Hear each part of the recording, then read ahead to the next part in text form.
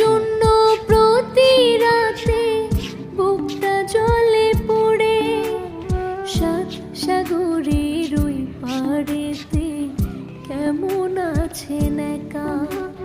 ফোনে ফোনে হয় যে কথা, হয় না কভু দেখা। মনে আমার আপনার জন্য শুধুই দীর্ঘশ্বাস।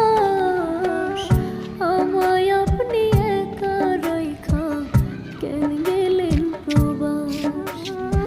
আমায় আপনি একা রাইখা কেন গেলেন প্রবাস।